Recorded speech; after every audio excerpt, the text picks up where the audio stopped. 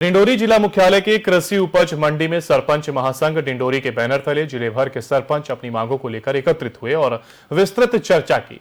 इसके उपरांत नगर में पैदल रैली निकालकर विशाल प्रदर्शन करते हुए डिंडोरी कलेक्ट्रेट पहुंचे और अपनी मांगों को लेकर प्रधानमंत्री, राज्यपाल और मुख्यमंत्री के नाम डिंडोरी एसडीएम को ज्ञापन सौंपा। सरपंचों ने ज्ञापन के माध्यम से मांग रखी कि रोजगार गारंटी योजना के अंतर्गत मजदूरों का ऑनलाइन मास्टर बंद किया जाए एवं ऑफलाइन मास्टर भरा जाए। तो वहीं मटेरियल भुगतान एवं अन्य समस्याओं को लेकर सरकार के खिलाफ जमकर नारेबाजी की गई। साथ ही आगामी 5 फरवरी को सरकार द्वारा आयोजित विकास यात्रा का बहिष्कार किए जाने की बात कही। साथ ही सरपंचों ने बताया कि अगर उनकी मांगें पूरी नहीं की जाती हैं तो उन्हें आने वाले दिनों में सरपंच महासंघ द्वारा उग्र आंदोलन किए जाने की चेतावनी भी दी गई है। तो सरपंच महासंघ ने रैली निकालकर चेतावनी दी है और उन्होंने अपनी मांगों को लेकर रैली निकाली और उन्होंने कहा है कि अगर सुनवाई नहीं हुई तो अब यह प्रदर्शन और भी उग्र होगा। और इसका सरपंच महासंघ ने रैली निकालकर इस बात की चेतावनी भी दी है।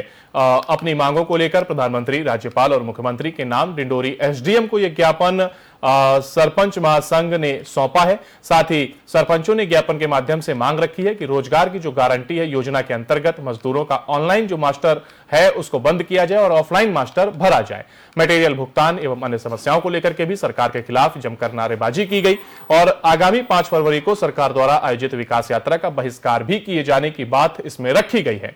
साथ ही सरपंचों ने बताया है कि अगर उनकी मांगें पूरी नहीं की जाती हैं तो आने वाले दिनों में सरपंच महासंघ द्वारा उग्र आंदोलन किए जाने की चेतावनी भी दे दी गई है।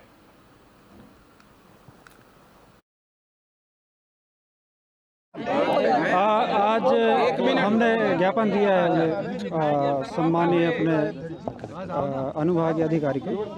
हमारे जो 14 बिंदु पर हमने विचार करके गवर्नमेंट ने सरकार को, पहला बिंदु जो है हमारा वेतन, क्योंकि हमको आना जाना जिला ग्राम पंचायत से जनपद, जनपद से जिला आना जाना पड़ता है। उस हिसाब से उसमें बहुत खर्च होना पड़ता है। तो दूसरी बिंदु हमारा ये है, ये आज तक के मजदूरों का जो भुगतान है, भुगतान भी नहीं आ रहा है। दूसरी चीज़ टीएस भी नहीं हो पा रही है मटेरियल का। ये मटेरियल का भुगतान 3 महीने के अंदर होना चाहिए, क्योंकि इससे बहुत परेशानी आ रही है। पुराने जो पेमेंट है उसको भी भुगतान किया जाए। आवास वगैरह का भी अभी ये हो रही है कि मटेरियल का जो है अभी हमें सिटी से लाना पड़ता है, तो 1,30,000 उसका आवास का स्वीकृति है, तो उसको बढ़ाकर कम से कम 2.5 लाख रुपए किया जाए, 2.5 से 5 लाख, ताकि जो है आवास आराम से बन जाए। पंचायत बरौदी के सरपंच पूर्व में भी काम करवाए, मटेरियल भुगतान अभी तक नहीं हो पाए। 1 साल पहले का और नरेगा में जो भी काम चल रहे हैं वो हाजिरी लेते हैं, उसमें नेटवर्क नहीं मिल पाते हैं, तो ऑनलाइन हाजिरी बंद किया जाए और हमारे जो मांगे पूरी नहीं हो पाएंगे तो कल विकास यात्रा विरोध करेंगे।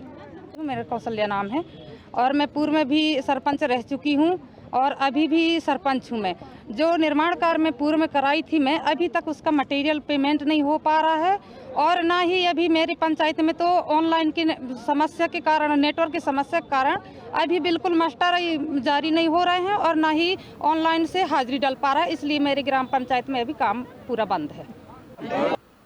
चलिए अगली खबर का रुख कर लेते हैं। भाजपा नेता ब्रजमोहन अग्रवाल ने मुख्यमंत्री के बयान को लेकर झूठ बोला है। प्रदेश कांग्रेस संचार विभाग अध्यक्ष सुशील आनंद शुक्ला ने कहा, उन्होंने दुर्भावनापूर्वक मुख्यमंत्री के बयान को लेकर गलत ढंग से पेश किया है। मुख्यमंत्री ने जो नहीं कहा ब्रजमोहन वह कह रहे हैं। मुख्यमंत्री के बयान में अपनी मंशा जोड़ना भाजपा नेता की स्तरहीन हरकत है। उन्होंने कहा कि मुख्यमंत्री ने यह कहा है कि रामायण की समीक्षा होनी चाहिए, जबकि मुख्यमंत्री कहीं भी ऐसा कोई बयान नहीं दिया है। मुख्यमंत्री ने यह कहा है कि रामचरितमानस का, रामायण का, भगवान राम के चरित्र का हर व्यक्ति को अध्ययन करना चाहिए, उनसे प्रेरणा लेनी चाहिए। रामचरितमानस, रामायण लोगों में जागरूकता फैलाती है और लोगों के चरित्र का निर्माण करती है। मुख्यमंत्री ने रामायण, रामचरितमानस तथा भगवान राम के चरित्र का बखान करते हुए कहा कि हर व्यक्ति को रामचरितमानस का पाठ करना चाहिए।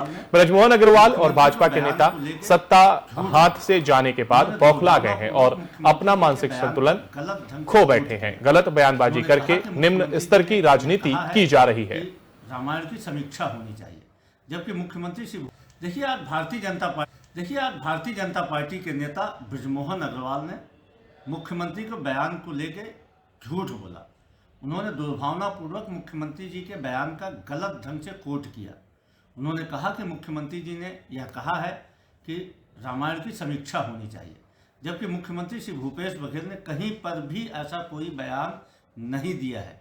मुख्यमंत्री जी ने यह कहा है कि रामचरितमानस का, रामायण का, भगवान राम के चरित्र का हर व्यक्ति को अध्ययन करना चाहिए, उससे प्रेरणा लेना चाहिए।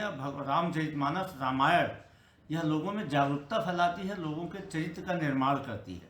बृजमोहन अग्रवाल और भारतीय जनता पार्टी के नेता सत्ता हाथ से जाने के बाद बौखला गए हैं, अपना मानसिक संतुलन खो बैठे हैं और गलत बयानी करके, मिस कोट करके अब निम्न स्तर की राजनीति कर रहे हैं। देखिए, आज भारतीय और छत्तीसगढ़ में कांग्रेस के एआईसीसी का 50वां अधिवेशन की तैयारी जोरों शोरों से चल रही है। छत्तीसगढ़ पीसीसी चीफ मोहन मरकाम ने अधिवेशन की तैयारियों को लेकर कहा कि एआईसीसी का 50वां अधिवेशन छग की पावन धरा पर हो रहा है। उन्होंने कहा कि छत्तीसगढ़ वासियों के लिए ये गर्व की बात है। कांग्रेस का कार्यकर्ता अधिवेशन की व्यापक तैयारियों को लेकर जुट गए हैं। बता दें कि प्रदेश प्रभारी कुमारी शैलजा भी अधिवेशन की लगातार मॉनिटरिंग कर रही हैं और इस मौके पर केसी वेणुगोपाल भी आएंगे और उनके दिशा निर्देश पर एआईसीसी का 50वां अधिवेशन किया जाएगा।